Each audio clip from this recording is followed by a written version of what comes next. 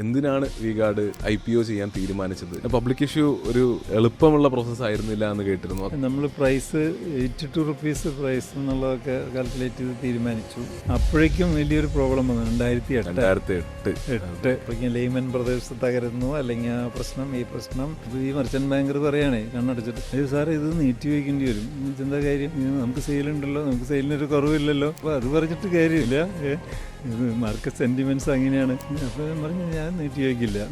Minimum subscribe ചെയ്യിക്കാനൊക്കെ എനിക്ക് സാധിക്കും. കാരണം എനിവേ സംഭവം പബ്ലിക് ഇഷ്യൂ പോയി. അതൊരു 3 times അവർ സബ്സ്ക്രൈബ് ചെയ്തു കേട്ടോ.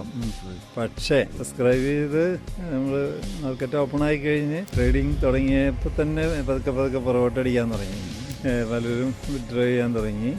കാരണം അവരുടെക്കുള്ള പ്രോബ്ലം കാരണം കൊണ്ട്. കാരണം പക്ഷെ ഞാൻ പറയുന്നത് ഞങ്ങളുടെ ബിസിനസ്സിന് കുഴപ്പമില്ലല്ലോ, V-Guard നന്നായിട്ട് പോകുന്നുണ്ടല്ലോ. ഇക്കൊല്ലം കഴിഞ്ഞ വർഷത്തേക്കാളും പ്രോഫിറ്റ് കൂടുതലായിരിക്കും. അതൊന്നും പറഞ്ഞിട്ട് കാര്യമില്ല. പിന്നെ പോയി അതിൻ്റെ പ്രൈസ് 45 വരെയൊക്കെ താന്നു. ആ നേരത്ത് പറ്റാവുന്ന ഷെയർ ഞാൻ വാങ്ങിച്ചു കൂട്ടി.